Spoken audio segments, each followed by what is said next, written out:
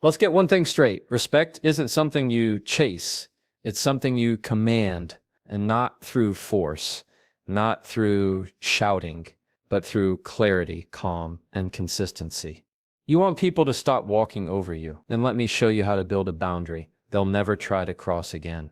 Let's slow down for a moment. Let's talk about something that's small, quiet, and overlooked, but holds more power than most people realize: the pause. Now, when I say pause, I'm not talking about freezing or shutting down. I'm talking about intentional stillness. That space, that split second between someone's action and your reaction. And listen, I get it. When someone comes at you with disrespect, your first instinct might be to match their energy, get loud, get defensive, fire back. That's natural. That's human. But here's the thing. Just because it's natural doesn't mean it's effective. See, most people live on autopilot. Someone pushes their buttons and boom, they're triggered. It's like handing over the keys to your emotional state. You're not driving anymore. They are. And if they're driving, guess what? They get to steer how you feel, how you react, and even how you carry yourself. And when you give that kind of power away, you're going to get disrespected, not because you're weak, but because you're reacting instead of responding. That's where the pause changes everything. When someone tries to talk over you, cut you down, or hit you with that passive-aggressive comment, that moment where your chest tightens, your jaw clenches, your temperature rises, that's the moment you pause. You don't speak, you don't flinch, you don't perform, you breathe. That breath, it's not just air, it's ownership. It's you choosing to stay grounded in who you are rather than getting dragged into who they want you to be. You ever seen someone so calm under pressure that it unsettles the room? And that's not them being passive. That's them choosing power over performance. That's them saying, you don't move me. And let me be crystal clear. The pause isn't weakness. It's not avoidance. It's the opposite. The pause is where you assess. It's where you decide, is this even worth my energy? Because not every comment deserves a comeback. Not every jab deserves your jab back. Sometimes silence is the loudest boundary you can set. People respect what they can't control. Read that again. If they know they can press your buttons, make you explode, or rattle you, they'll keep doing it. But if they see that you won't break your character just because they broke theirs, they take notice. And more importantly, they back off. Let me give you something practical here. Next time someone tries to get under your skin, pause, count in your head, breathe, tilt your head if you have to. Just don't respond right away. Give yourself that beat, that moment of quiet where you remember, I control how this goes. That's not avoidance. That's awareness. And let's talk about tone, because during that pause, you're also deciding your delivery. You can say the exact same words in two different tones and get two very different reactions. You ever said, I'm fine, through gritted teeth?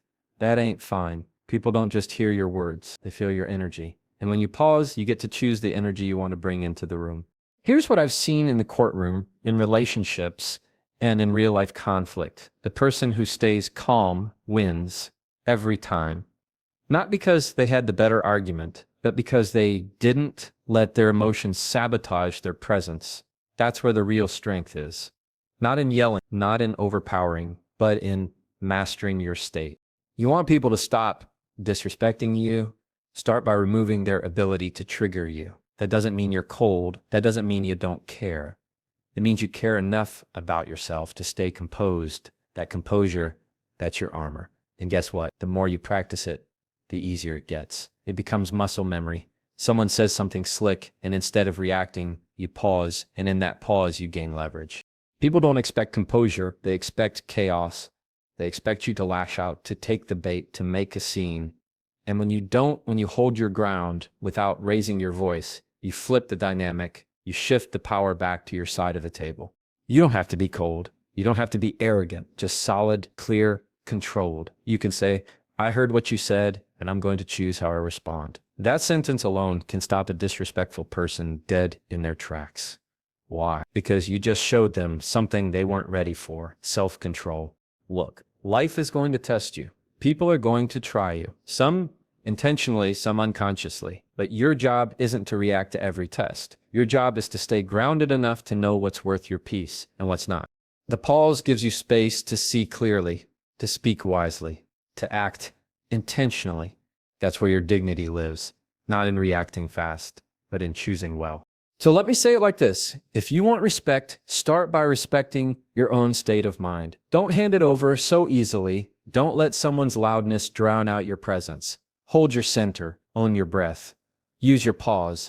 Because when you master that moment, that silent, powerful pause, no one can disrespect you without your permission. And once you truly understand that, you won't just earn respect, you'll command it. You ever notice how people treat you exactly how you let them treat you? That's not a judgment. It's just real talk. Most of us aren't taught how to set boundaries. We're taught how to be polite, how to avoid conflict, how to keep the peace. And while there's value in being kind, there's a fine line between kindness and being a doormat. And let me tell you, when people cross that line, it's not always loud. It's not always obvious. Sometimes it's subtle. A dismissive comment, a backhanded compliment, constantly interrupting you, leaving you out, talking down to you in front of others. And when it happens, what do most of us do? We let it slide.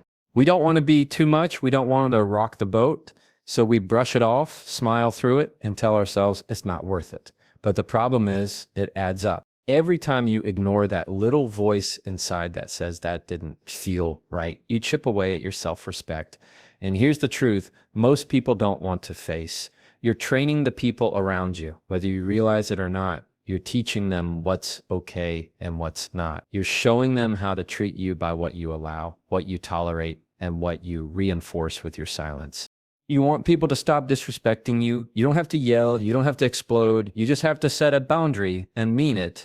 Now, let's break this down because a lot of folks confuse boundaries with walls. Walls are meant to shut people out. Boundaries, they're built to keep your peace in. A boundary isn't punishment. It's protection. It's you saying, here's how I expect to be treated. And if you can't meet me there, you don't get access to me at that level. That's not selfish. That's self-respect. And listen, boundaries don't have to be dramatic. They don't have to come with ultimatums. In fact, the most powerful boundaries are the calm ones, the ones you say once, clearly, with no apology. You can say, I'm not okay with being spoken to that way. I don't do sarcasm disguised as jokes. I'm not continuing this conversation if the tone stays like this. I need time to process before I respond. It's not about controlling the other person. It's about controlling your access, controlling your space, saying, this is where I stand, and I'm not moving just to make you comfortable. And the first time you do it, it's going to feel uncomfortable. You might shake, your voice might crack, your heart might race. That's okay. Boundaries take practice, especially if you've spent years being the nice one, the easygoing one, the forgiving one. Now, let me ask you this. Who's protecting you while you're protecting everyone else's comfort? That's what this is about.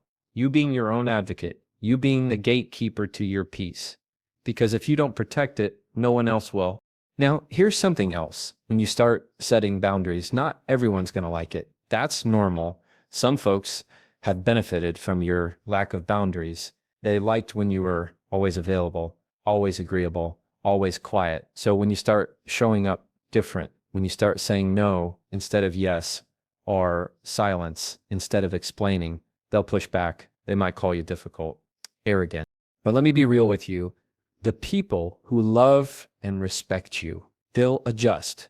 They'll respect the new version of you because they know it's healthier, more grounded, and more authentic. The people who don't, they'll fall away. And as painful as that might feel, it's a filter. It's showing you who's really in your corner and who is just there because of what they could take from you. Boundaries are not about punishment. They're about clarity, and people can't respect what you haven't made clear. If you've never said, I don't accept being talked to like that, then you can't be mad that it keeps happening. You've got to give people a standard and then hold it. And here's the key. You hold it without yelling, without drama, without theatrics. You say it once, calm, direct, measured. You don't need to raise your voice. The firmness in your tone will do all the work for you. And if they cross it again, you don't argue. You reinforce, you repeat, you remove yourself, you protect your peace. That's where your power lives, not in trying to convince people to respect you, but in making it non-negotiable. Let me be clear on this too. Setting boundaries isn't about being better than anyone else. It's not about moral superiority. It's not about having all the answers. It's about alignment. It's about saying, this is the life I'm building. This is the energy I'm protecting, and I won't sacrifice it just to make you comfortable. So no, you don't have to get loud to earn respect. You don't have to argue your worth. You just have to be solid in your standard and still in your delivery. People may not like your boundaries. That's fine. They don't have to. They just have to respect them. And if they don't, you don't chase, you don't convince, you don't beg. You just step back quietly, firmly, because you know this version of you doesn't move for disrespect.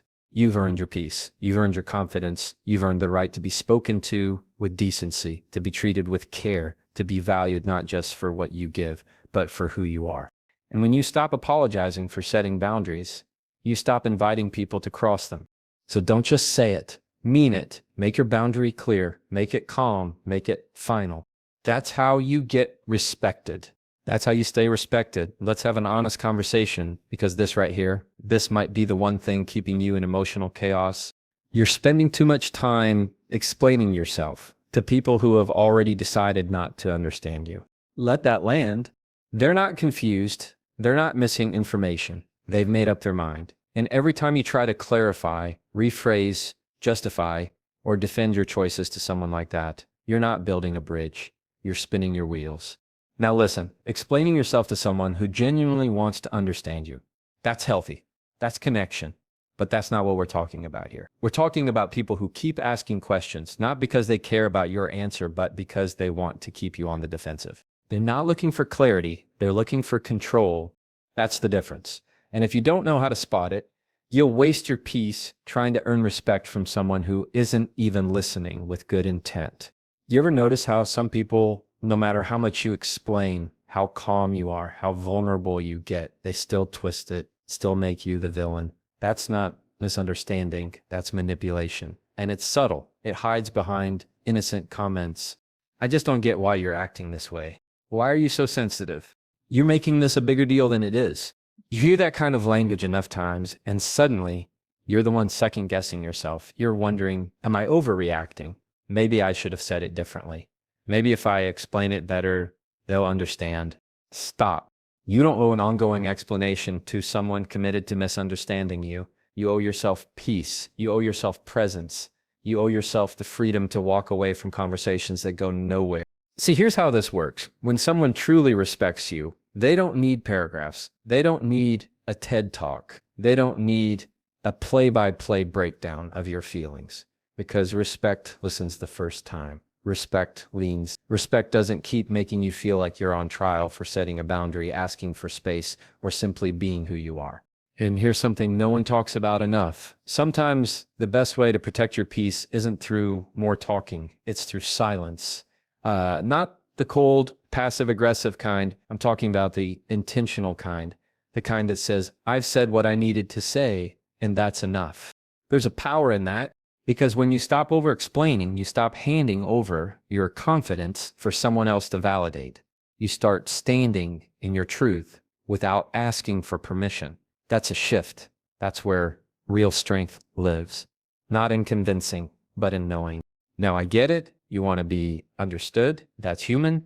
You want to explain your side so no one gets the wrong idea. You want to make sure they get why you feel how you feel. But here's the hard truth. Some people like misunderstanding you. It gives them leverage. It gives them control. It gives them a reason to keep you unsure of yourself. And when you keep engaging, keep defending, keep justifying, you're playing into it. You're telling them, my piece is up for debate. I'm available to be doubted, questioned, and corrected. No, you've got to start operating from a different mindset. One that says, if you're unwilling to hear me with respect, I'm unwilling to keep explaining, not out of pride, out of self-respect.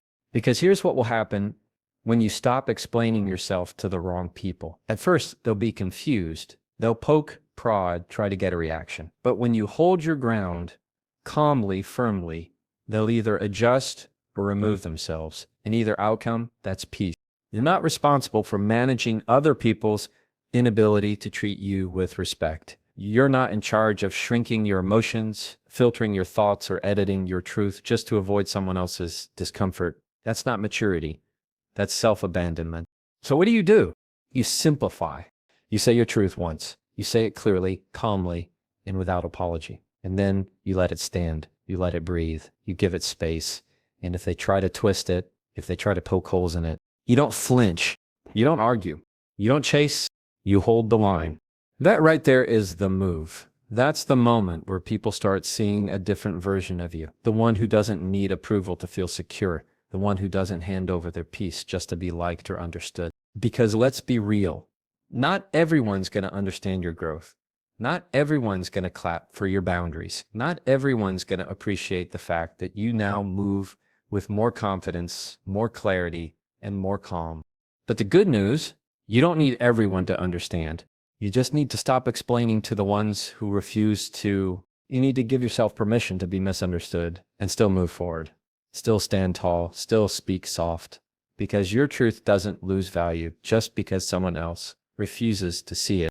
And if there's one thing I've learned in all the conflict I've seen from courtrooms to boardrooms to breakups, it's this: the strongest people aren't the loudest, they're the clearest. They don't beg to be heard, they speak once with clarity and let their actions do the rest. So stop draining yourself, trying to be understood by people who don't even see you. You're not here to keep proving your worth. You're here to protect your peace.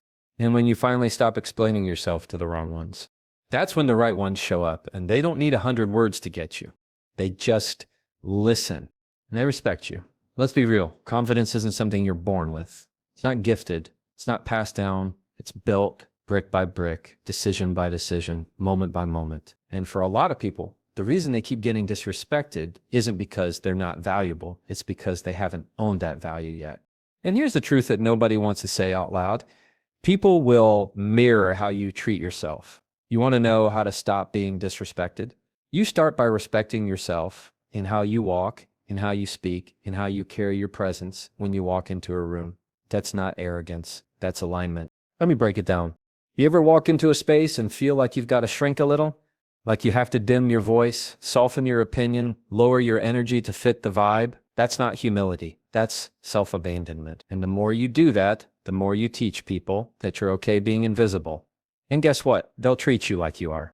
Confidence isn't about being the loudest voice in the room. It's not about proving you're better, smarter, tougher, whatever. It's about knowing deeply that you belong. Not because someone said you do, but because you've already decided you do. That's internal.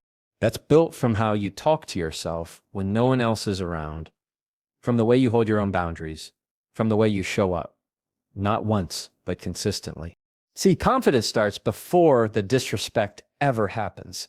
It starts in your posture, in your tone, in your eye contact, in the calm way you say no without flinching, without justifying, without shrinking. You can say, no, that doesn't work for me. I'm not comfortable with that. I'm clear on what I need. You don't need to yell. You don't need to explain. You don't need to apologize for having a standard. People respect clarity. People respond to certainty. You don't even have to get emotional because your confidence already said it for you.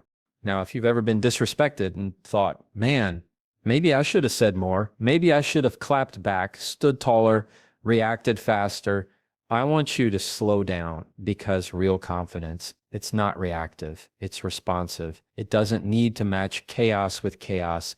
It creates calm. It owns the room without ever raising its voice. Here's what happens when you carry yourself with that kind of energy. You don't attract conflict.